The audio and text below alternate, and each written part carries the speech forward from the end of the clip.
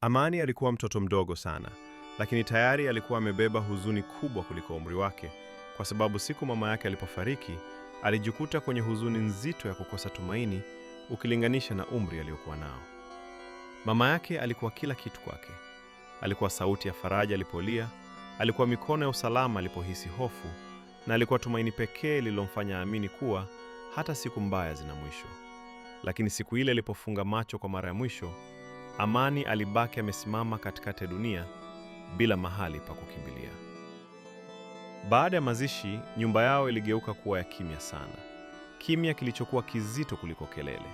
Na baba yake Amani, akiwa amevunjika moyoni na kulemewa na majukumu ya maisha, alijaribu kufanya alichodhani ni sahihi kwa ajili ya mtoto wake, ingawa hakujua kuwa uamuzi huo ungefungua mlango wa mateso mapya. Kwa sababu ya kazi na uchovu wa maisha, baba yake aliona kuwa Amani alikuwa anahitaji mama wa kumlea, mtu wa kuwa karibu naye, na kwa mawazo hayo akaamua kuoa tena kwa matumaini kuwa familia yao ingeanza upya. Siku mama wa kambo alipofika nyumbani, Amani alimwangalia kwa macho yaliyojaa matumaini ya mtoto anayetamani kupendwa, akiamini kuwa labda hatimaye angepata mtu wa kumfariji kama mama yake aliyefariki, bila kujua kuwa matumaini hayo yalikuwa karibu kuvunjwa mapema sana. Mama wa kambo aliitwa Salma, na mbele ya baba alikuwa mwanamke mpole, mwenye tabasamu la heshima na maneno laini. Lakini ndani ya macho yake kulikuwa na baridi ambayo mtoto mdogo hakuweza kuitafsiri, ila alihisi moyoni mwake.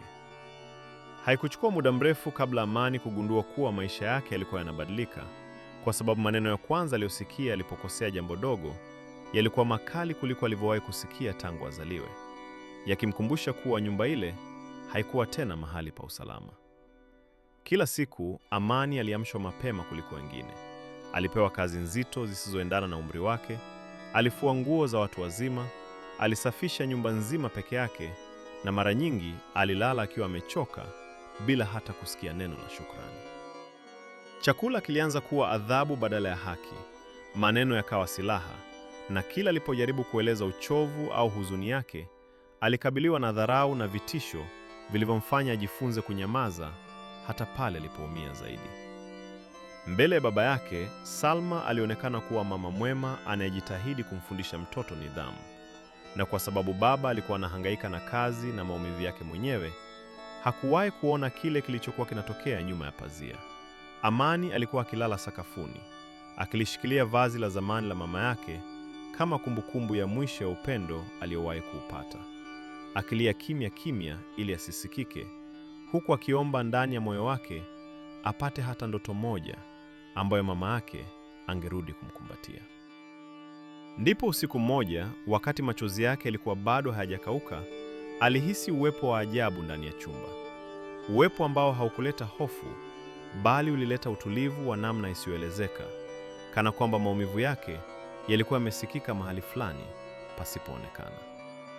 Mwanga hafifu ukaonekana, ukichukua umbo la mtu si wa kawaida kama binadamu, bali wa aina ambayo Amani hakuwa amewahi kuiona. Na sauti laini ikamuita jina lake kwa upole uliopenya moja kwa moja moyoni mwake. Amani alihisi machozi yakimtoka tena, lakini safari hii hayakuwa machozi ya maumivu, bali ya faraja, kwa sababu kwa mara ya kwanza tangu mama yake afariki, alihisi kuwa hakuwa peke yake katika giza lile. Kuanzia usiku huo, yule mgeni alianza kumtembelea mara kwa mara, akimpa maneno ya matumaini, akimkumbusha kuwa mateso hayakuwa mwisho wa stori yake, na akimwambia avumilie kwa sababu wakati ulikuwa unakaribia kubadilika. Wakati huo huo, Salma alianza kuhisi hofu isiyoelezeka. Ndoto nzito zikaanza kumjia usiku, na kila alipomwangalia Amani, alihisi kana kwamba kuna macho mengine yanamtazama kupitia mtoto yule, macho ambayo hayakupendezwa na kile kilichokuwa kinatokea. Amani hakusema chochote, lakini ndani ya moyo wake alijua kuwa siku moja ukweli ungejitokeza, na mateso aliyokuwa anapitia yasingekuwa siri tena. Usiku ule haukufanana na usiku mwingine wowote ambao Salma aliwahi kupitia tangu aingie katika ile nyumba, kwa sababu usingizi ulimkimbia kabisa na moyo wake ulikuwa unadunda kwa nguvu kana kwamba ulikuwa unataka kutoka kifuani. huku kila ukimya ukionekana kuwa mzito kuliko kelele. Alipojaribu kujifunika blanketi, baridi iliongezeka badala ya kupungua, na alihisi wazi kuwa hakuwa peke yake ndani ya nyumba ile, ingawa macho yake hayakuweza kuona chochote cha kawaida mbele yake. Akiwa amelemewa na hofu isiyoelezeka, alisimama taratibu na kuelekea sebuleni. Ndipo ghafla, mwanga hafifu lakini mzito ukaanza kuenea ndani ya nyumba, mwanga ambao haukutoka kwenye taa wala mwezi, bali ulionekana kama kitu kilicho hai.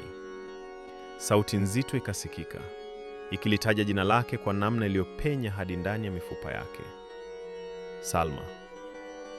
Miguu yake ikashindwa kumbeba, akaanguka chini akilia, akijua kwa mara ya kwanza kuwa nguvu aliyokuwa akitumia kumwonea mtoto mdogo haikuwa nguvu ya kweli, bali udhaifu uliovaa sura ya ukatili.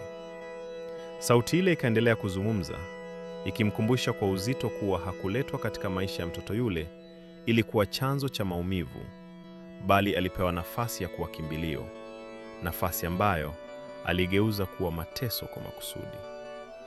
Salma alilia kwa uchungu, akiomba rehema, akitambua kuwa kila neno kali, kila kipigo cha maneno na kila dharau aliyompa Amani ilikuwa imerekodiwa mahali pasipoonekana na macho ya binadamu. Sauti ile ikamwambia wazi kuwa mtoto alipaswa kukua katika upendo, lakini kwa sababu ya ukatili wake alikuwa katika uvumilivu, na sasa ulikuwa wakati wake yeye kujifunza kwa hofu kile ambacho mtoto alilazimishwa kujifunza kwa maumivu. Asubuhi ilipofika, Salma hakuwa yule mwanamke aliyelala usiku ule, kwa sababu macho yake yalikuwa yamejaa majuto ya kweli, na moyo wake ulikuwa umevunjwa na ukweli aliyokuwa amekimbia kwa muda mrefu. Alimuita Amani kwa sauti ya chini, isiyo na ukali wala dharau, sauti ambayo haikuwahi kutoka kinywani mwake hapo awali. Amani aliposogea, Salma alipiga magoti mbele yake, akimwomba msamaha kwa machozi mazito, akiahidi kubadilika, si kwa sababu ya kuonekana mbele ya watu, bali kwa sababu aligopa kurudia maneno aliyoyasikia usiku ule. Kuanzia siku hiyo, nyumba ile ikabadilika taratibu. Mateso yakapotea, sauti kali zikanyamaza, na hofu ikageuka kuwa heshima, huku Amani akianza kuishi maisha ya mtoto anayependwa badala ya kuishi kama kivuli kisicho na sauti. Na yule mgeni wa usiku hakurudi tena, kwa sababu alikuja pale ambapo maumivu yalikuwa makubwa, na aliondoka pale ambapo haki ilikuwa imeanza kuchukua nafasi yake. Kama stori hii imegusa moyo wako, tafadhali usisahau kubonyeza alama ya like na kusubscribe The Story Zone TV. Na pia kama utaweza kushare na wengine, litakuwa jambo jema sana, maana hujui ni nani anahitaji faraja hii leo.